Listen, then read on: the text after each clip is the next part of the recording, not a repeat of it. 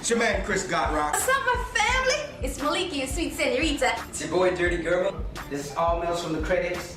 I just finished my interview at C.O.O.L Radio, and I'm just letting you guys know that you guys need to tune in every Thursday at 8 p.m. because this place is wild.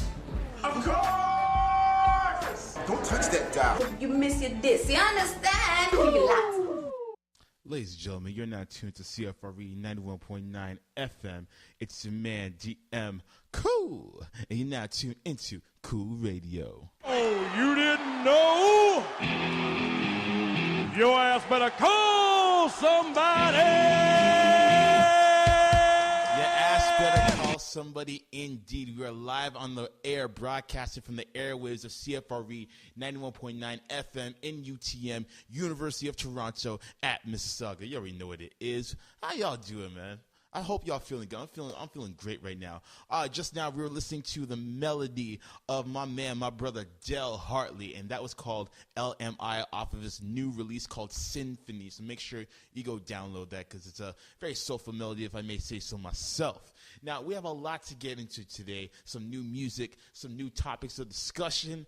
And also, before we say anything else, I just want to give a huge shout out to everyone who wished me a happy birthday yesterday.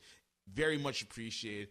I loved all the love that I was getting. It was cool. It was amazing. I have no words for it. Shout out to all the special people who did it. Y'all know who you are. And the party don't stop, man. You already know what's going to happen this Saturday, if you know what I mean. Yes, sir. Yes, sir. And on that note, I have a few things to get off my chest. So with that being said, let's let that bitch breathe real quick. Let this bitch breathe! Now, I know you guys already know about, these leaked photos of celebrity, what's her name? Jennifer Lawrence. There we go. Now, she, the word goes is that she put it in the wrong inbox folder and it ended up going public. Now, whether this is a publicity stunt or not, we don't know. We can safely assume that it is because a lot of people who do this say, oh, well, it got leaked or my file got hacked or some BS like that. You already know how these, publicity stunts go. Now, I say this, and this is not for anyone famous or anything like that. It's just for people in general because people like to, please, their spouses, their boyfriends, their girlfriends, whatever you want to call it, or even, their little F buddies. If you're going to send a photo, a nude photo, that's fine, as long as your face is covered. Okay? This is rule number 1 when it comes to sending butt-naked flicks of yourself. No matter how much skin is showing or not showing, if you're going to release a picture that is scandalous, in which you are scantily clad, whether you be a man or a woman, you always got to make sure that the head is cut off. Because as long as your head is cut off in that picture, no one can prove beyond a shadow of a doubt that that's you. Unless if you have a tattoo that's on your body that everyone knows that you have or something to that extent, then you should be okay. But if that isn't the case, then don't do it. Do not put your head in the photo to try and be all luxurious and make the man or the woman's, thirst for it that much more. Because at the end of the day, that could lead to problems down the road. You don't know how that person is going to, be in terms of their frame of mind when your little, rendezvous or whatever you want to call it is all said and done. They may be malicious enough to spread these photos everywhere and be like, oh, this girl's such a slag or whatever. You know what I mean? So cover the head, cut off the head, whatever you got to do. Just make sure your face, your visage, if you will, is not showing, just so people can say, oh, it's you. I know it's you. Because you don't want to give them that satisfaction. No one does, man. No one wants to be in that embarrassing predicament. So that's all I got to say about that. So Jennifer Lawrence, if that's the case, if you really did, send those pictures to your husband, your boyfriend, your undercover lover, whom have you, whatever, then please be mindful next time and cut off your head from the photos because at the end of the day, you are doing yourself a favor, all right? Now, we got to get into a commercial break, but before we do, I got to introduce the next artist that I'm going to play right now, okay? Now, these artists, I should say, they are a collective group from North Carolina, all right? Now, I always tell you people that I love to connect with people, inside and outside Canada via social media. It's the best way to connect with people, especially when it comes to artists as well, because we live in a global village. Now, these artists, like I said, are from North Carolina, and they go by the name of TC3, 2 males, 1 female. It's the type of dynamic that I haven't really seen in hip-hop in quite a bit. So I hope these guys, blow up and get successful, because I like the sound of their jig, man. Summer's not over yet. We may be in September, but we still have a few more weeks of summer left. So with that being said, I think it's only right that we play a summer banger. And just so you people know, this track was supposed to be debuted tomorrow. Yours truly got the hookup and is playing it today, tonight, right now, in a matter of seconds. So in other words, this is the world premiere. Shouts to TC3. I see y'all. The next time you guys come to the 6, you already know we got to get you in for a live interview. So on that note, the name of this track, ladies and gentlemen, is called Twerk Some, only on Cool Radio. We'll be right back after these messages. Yeah. Yes, ladies and gentlemen, welcome back to the show. You're now tuned to CFRE 91.9 FM. It's your man, GM Cool. You're now tuned into Cool Radio. Welcome back to the show, people. Now, if you're just tuning in, you just came in during the commercial break, you were listening to the sounds of TC3 with their new single called Twerk Some, all right? Now, these guys, like I said before, they're from North Carolina, so shout-outs to them. The next time you guys come to the 6, you already know you're getting your interview over here. You heard it first, all right? So much respect to you guys, and let's keep in touch, all right? Now, it's time for the discussion topic of the day, which I would like to call numbers on the board, all right? Now, we've all seen the new GQ issue, the new GQ magazine issue, if you will. And in that issue, it is revealed that Kim Kardashian is the GQ Woman of the Year. Now, I heard about this, and I didn't know how to quite react to it, because I'm thinking to myself, great, Kim K is in the tabloids again for doing a whole lot of nothing. What did she do this time? Or what didn't she do this time, basically? And then they showed her spread. And boy, was she spread out. My God. I mean, bruh. Now, you guys already know, I'm not the biggest fan of Kim Kardashian, but I will give credit to where credit is due. Like, as far as how she looks and everything, like, I've never clowned her on her looks or anything like that. I've always suspected that she may have done, surgery done on her body like every other celebrity that's in Hollywood, male or female, but that's open to interpretation. Now, I saw the pictures, and I was like, oh, my God. I was dying of thirst for about 10 seconds until I replenished myself with some H2O, but that's besides the point. The point I want to get to is, and what a lot of people want to get to is, how exactly did Kim Kardashian earn her spot as the GQ Woman of the Year? Now, it almost came to a point where I was almost going to give this a wankster. Now, not to her, because she didn't ask to be, but then again, she did ask and beg to be on the cover of Vogue, but we'll get into that a little bit later on. But this also could have been an editor's decision from GQ to make her the GQ Woman of the Year. So we're going to dive into that. We're going to find out exactly what criteria needs to be met to be the GQ Woman of the Year, as well as other things that may have, come to that conclusion. Because like you people, I want to know exactly how, this woman and that woman got looked over for Kim Kardashian. Because I simply just don't understand. So let's get into that, shall we? Now, does she deserve it? We mentioned just now, does she deserve it or not? And a rep from GQ said that she's made a lot of groundbreaking moves in the television industry. She's also a fashion icon. Mind you, I'm paraphrasing right now. This guy is basically kissing her ass. All of it. If he didn't do it at the photo shoot, then he was doing it in that statement that he sent over the internet. Now, let's, break down exactly what she's done in the past year. She got married to Kanye West. She was on the cover of Vogue with Kanye West. She did her reality show like she normally does, except with Kanye West. She's basically done nothing out of the ordinary except maybe get married to Kanye West. and then had a baby with Kanye West and named that baby North West.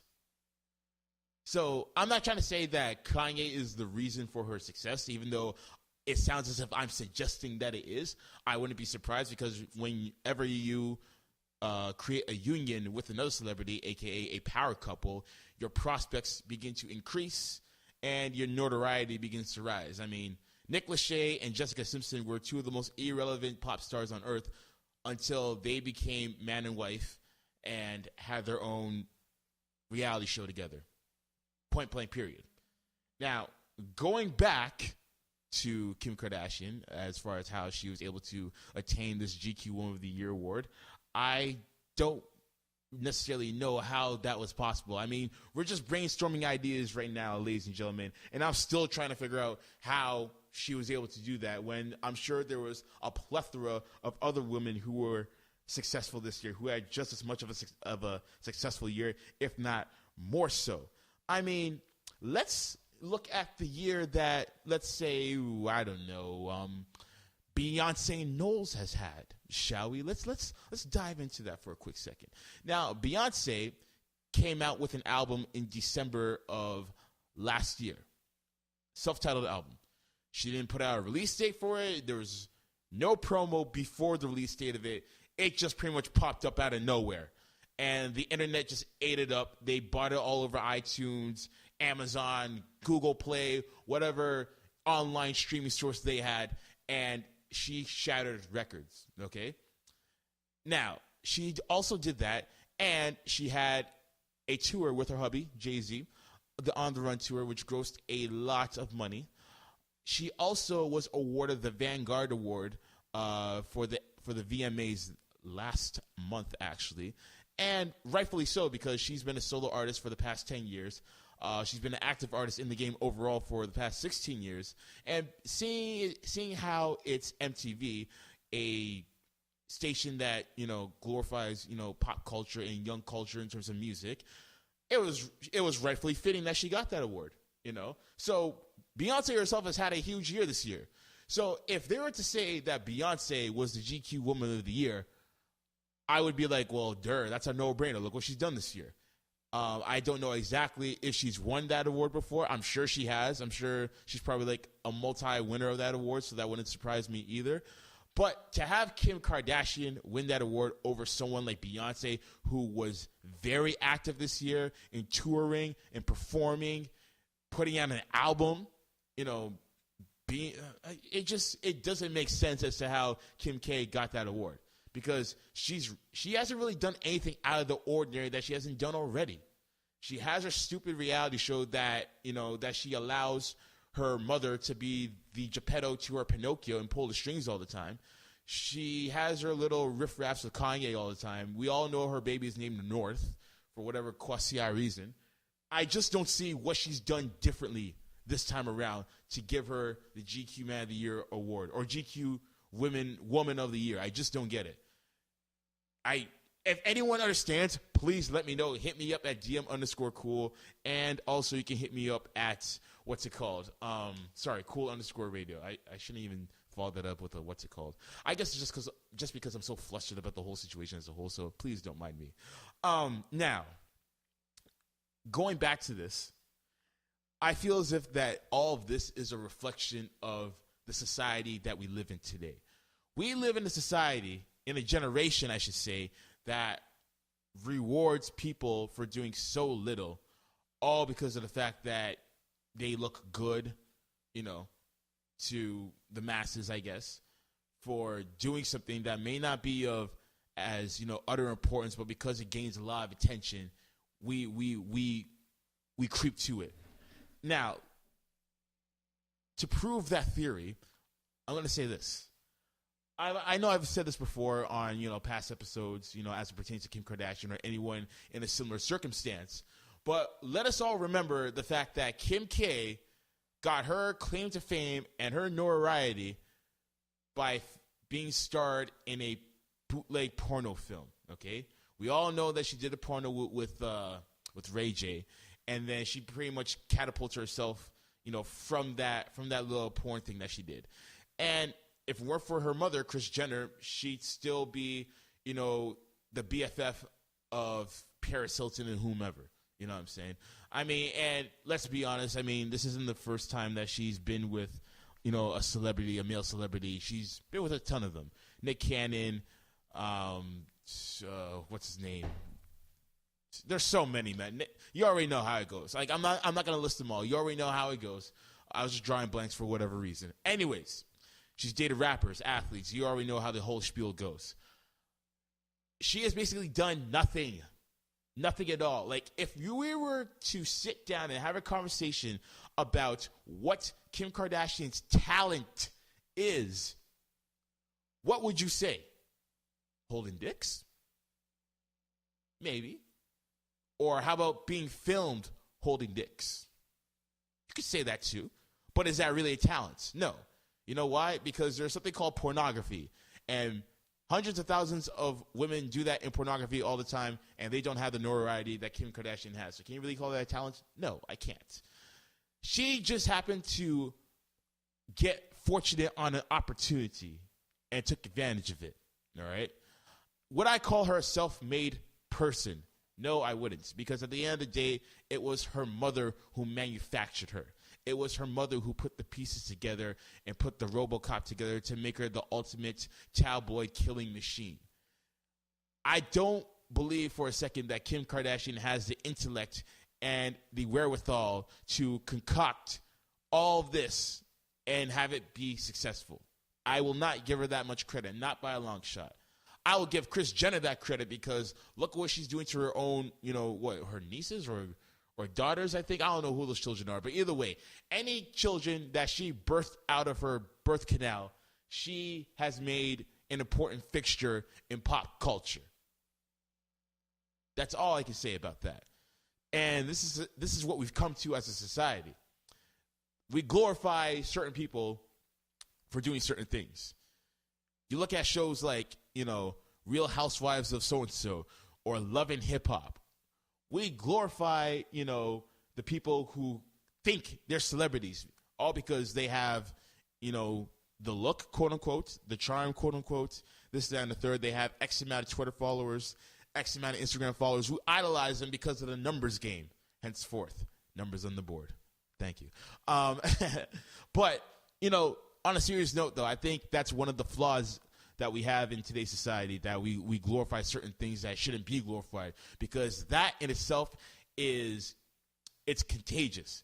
Now we have a generation of people, both men and women, who want to do as little as possible, but want to attain as much as possible by doing the absolute minimum. They think that because they look good or they're wearing a certain clothing brand that they're going to get picked up or noticed by so-and-so because they saw Kim K do it, or because they saw Ray J do it, or whatever the case may be, with, little to no talent whatsoever. And not saying Ray J doesn't have talent, but, just for argument's sake, we'll put him in there. I think this is something that needs to be addressed, which we're doing right now.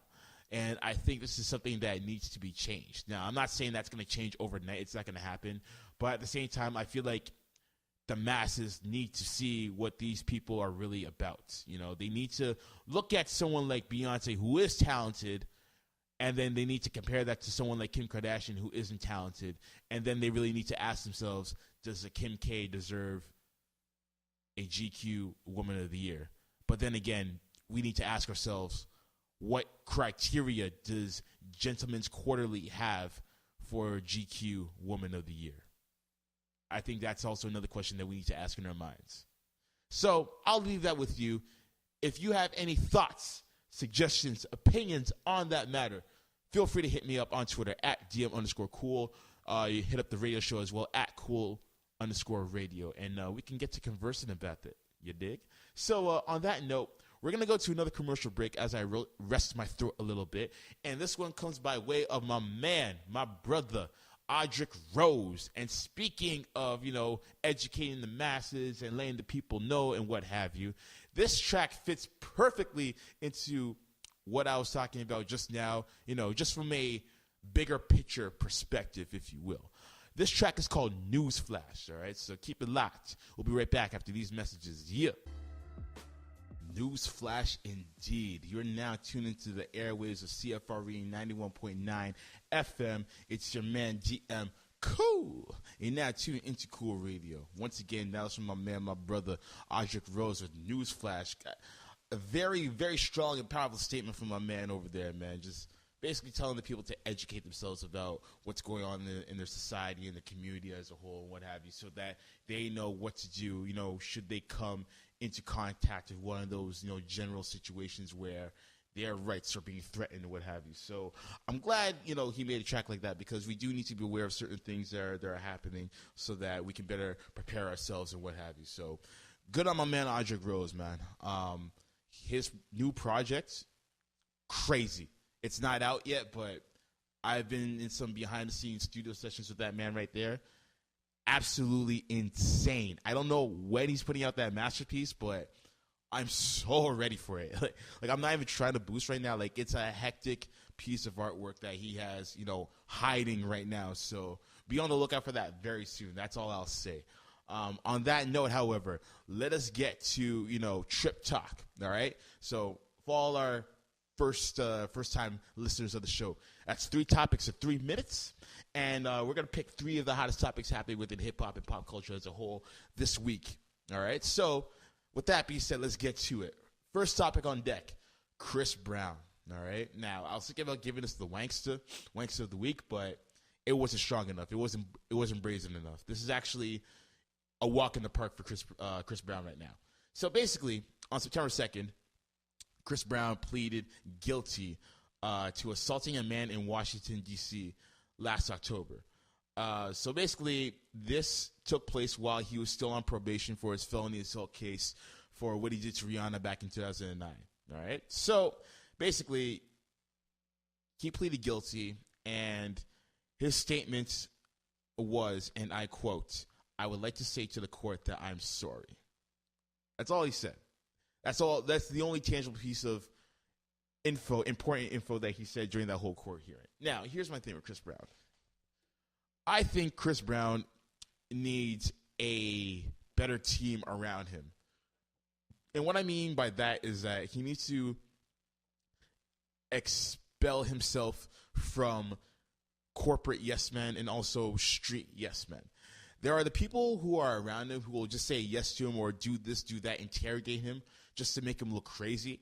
They also don't want to get on his bad side, because if they do, then that means that they can no longer sponge off of him. They can't mooch off of him anymore, because that's all that's happening right now. Chris Brown has a whole bunch of people who are within his entourage and all they want to do is just mooch off the guy. Like, they're not doing anything with their lives. They add nothing of substance or value to what he's trying to do as a singer, as a global entertainer. And it's almost a shame, because Chris Brown is a very, very talented individual. And with the right guidance, from the jump, this man could have been on his way to be one of the greatest stars of all time within urban entertainment. And maybe even pop as a whole, because he can sing, he can dance, acting. He got some work to do, but nonetheless, he's still, more or less an all-around entertainer. But ever since that whole Rihanna incident, man, he's been going downhill. He's been looking a lot like Bobby Brown rather than Chris Brown, and I think he needs to have the right people around him to steer him in the right direction. Because he's a talented dude, very talented dude, but he makes stupid, knuckleheaded decisions to the point where you can't even defend him anymore. It's almost hard to say, yeah, but he's a good entertainer. It's like, no, that doesn't excuse the fact that you're throwing chairs in a green room, because someone asks you a question or two. So I feel like he really needs to check himself when it comes to whom he surrounds himself around with. That's all I got to say about that. Next topic on deck. Kendrick Lamar, my man, K-Dot. Kendrick Lamar, he is facing a $1 million lawsuit, all right? Now, he's facing a lawsuit over a song that he did, or that he released back in 2011 called Rigor Mortis, off of his independent solo album entitled Section 80. Now, the reason why someone is suing for the track Rigor Mortis is because there's word going out that the person that he sampled the song from isn't getting their royalties, basically. So basically, this person who goes by the name of Willie B is claiming that not Willie B. The name of the musician is Eric Reed and Willie Jones III. Pardon me. They are accusing that Kendrick Lamar and his camp ripped the song from their song, which is entitled "The Thorn," that they released back in 2010, and they filed a lawsuit against Kendrick and TDE, stating that they never credited them or paid them for their music based on royalties and what have you. So now they're seeking $1 million for any profits from the sale of that song and all rights to the song. Now, do these people have a legitimate case? I'll tell you, I don't know if they do. It's very hard to tell because I listened to the Willie Jones III piece, and then I listened to Rigor Mortis. Now, the Willie Jones piece, it's basically jazz. It's just jazz. There's no lyrics to it. It's just a saxophone being played. And it's going through different melodies and baritones and what have you. Now, Kendrick Lamar's Rigor Mortis is just a straight loop of a possible, horn sample or horn section that he played. But it's very hard to tell because Willie Jones' song is all over the place. Now, this reminds me of a time when the estate of Marvin Gaye tried to sue Pharrell, T.I., and Robin Thicke for Blurred Lines because they felt as if they sampled one of Marvin Gaye's songs. Now, I listened to both songs, and they do sound very similar, but I don't think that they had a viable case because, first of all, Pharrell produced it. So if you know that Pharrell produced it, then you know, as well as any other Pharrell fan knows, that Pharrell does not sample his music. It's all made from scratch. He does not sample music at all. He has his own sound that he has catered to the masses for well over 15 years. All right? So for anyone who is to keep in mind of that, should know that Marvin Gaye's estate had no chance in hell of winning that case. Now, for this situation, I don't know. It's a very fickle situation to be dealing with. I'm not sure 100%. I would like to believe that this isn't the case because I am a Kendrick Lamar fan. So only time will tell if this, in fact, was, a case of Kendrick and his producers sampling the beat and not crediting Willie Jones III for his jazz piece. So we will find out in the weeks and possibly months to come. And the final topic for Trip Talk is Cassidy, all right? Now, Cassidy has agreed to have a one-on-one battle with battle rapper extraordinaire Disaster, all right? So for all my fans of battle rap, you already know who Disaster is. You already know the amount of heads this guy has torn off. You already know this guy's resume. Now, the battle is reportedly worth $250,000. So basically, Cassidy says that he was agreed to earn $250K for this battle, with the majority of the money being up front. So Cassidy stating that he did this move simply for the money. And you know what? I appreciate the honesty. He did it for the money. Cool. I mean, who wouldn't want to battle someone for $250,000 and at least $100,000? Oh, sorry. No, pardon me. $200,000 is already being paid up front. That's some crazy coin right there. How good of a battle will it be? I don't know. I mean, I watched the battle between Joe Budden and Hollow the Don, and to be honest, that battle was a bit underwhelming. Some of the antics that ensued. I mean, for example, Joe Budden saying, "Stop my time, stop my time, stop my time." Like that, like he was on some diva-ish with that one. Hollow the Don's mic wasn't working that well half of the time, I think. Also, the crowd did not get half of the lines that Hollow was spitting, and some of the lines were disgusting. Like this guy went into a scheme where he was talking about different R&B acts, and he was using them as metaphors to attack Joe. And basically, he was using gun references. And basically, I think one of the lines he said was, "I got 112 for Joe to see." I mean, come on. Like, that's a crazy line right there. And the crowd did not react to it at all. I was disappointed. And then Sway, half the time, I love Sway. I love him to death. But there's a couple of times where he kind of went off the railing with the hosting as well, too. I also didn't like how Slaughterhouse were the judges of this battle as well, because it could be very biased. So that battle didn't go so well. So I don't know how this was going to be. I also don't know which platform they're going to do it under. It hasn't been confirmed as to whether they're going to be doing it on Smack, on KOTD, on what's the one called? UW. It hasn't been confirmed yet. But a battle between the two will go down nonetheless. Who's going to win? If Disaster is focused, if he's not drunk, if he's not under the influence of anything, then hands down, he's going to win. Cassie, I've never seen him in a battle before. The only battle I've seen him in was the one against Freeway from way back in 2002. But battle rap has changed a lot since then. So who knows who's going to win that battle. But I definitely want to see a great battle on my hands, nonetheless, because Cassie is known for dropping battle bars. We already know this. So who knows who's going to win that battle. But it's definitely going to be a must-see, most definitely.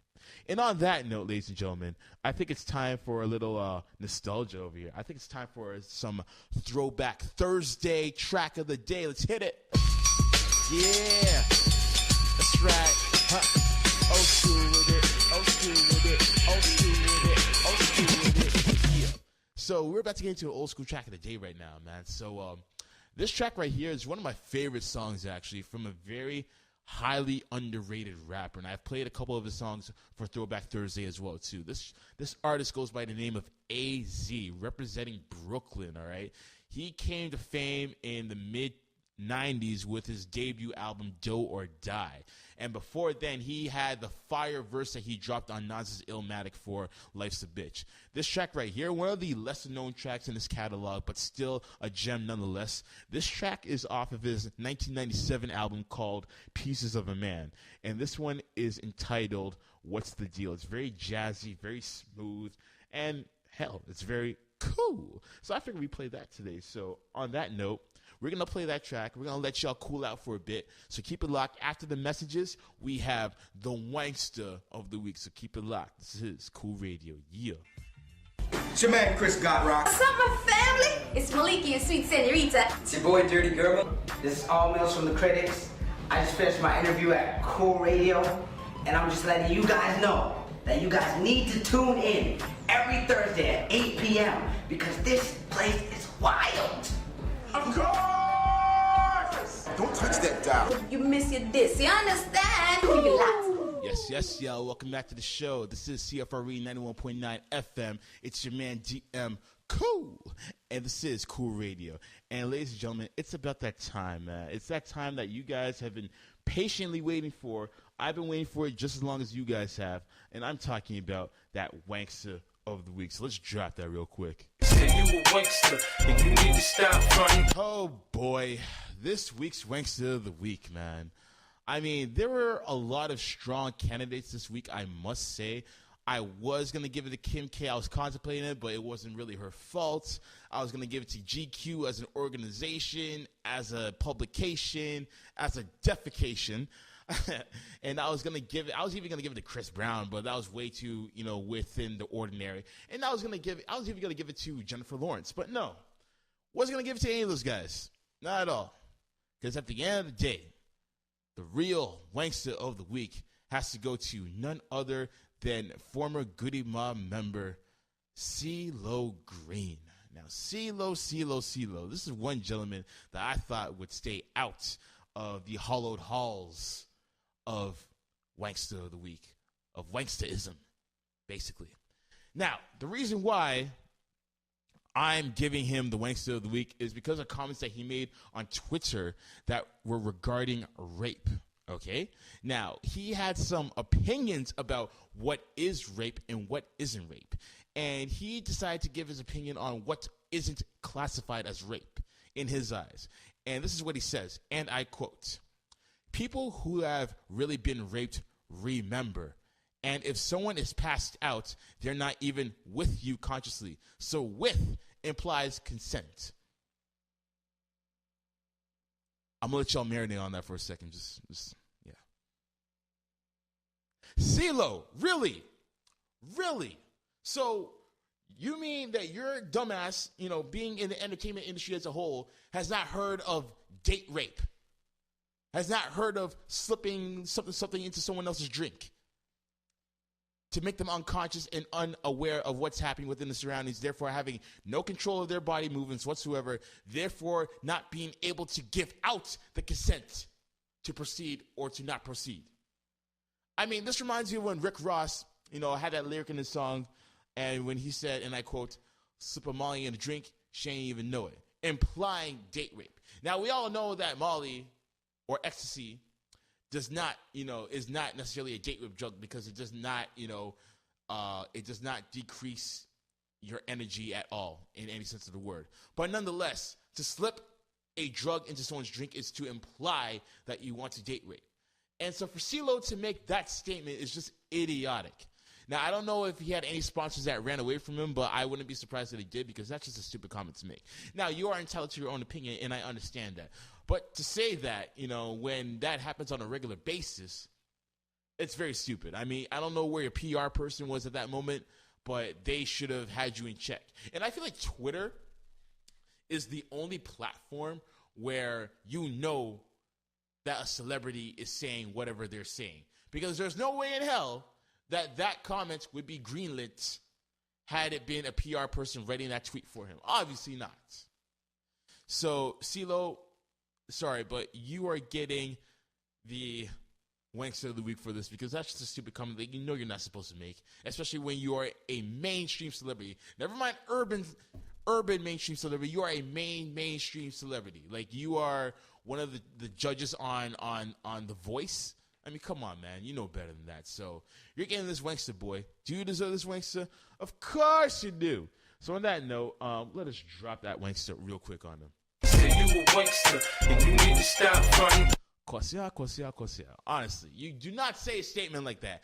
I don't know anyone in the history of entertainment would make a statement like that, knowing how hot of a topic that is actually, how hot and sensitive of a topic that is nonetheless. So, yeah, he got it. He definitely got that Wankster. He deserved that Wankster wholeheartedly.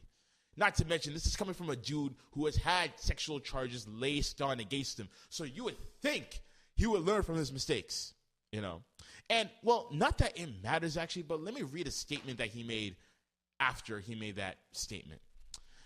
Quote, "Let me first praise God for exoneration, fairness, and freedom. Secondly, I sincerely apologize for my comments being taken so far out of context." All right. "I only intended on a healthy exchange to help heal those who love me from the pain I had already caused from this. Please forgive me, as it was your support that got me through this to begin with. I'd never condone the harm of any women. Thank you."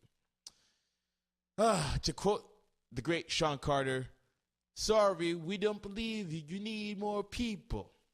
And that's all I got to say about that matter. Ladies and gentlemen, I want to thank y'all for tuning in, as you always do, on a weekly basis.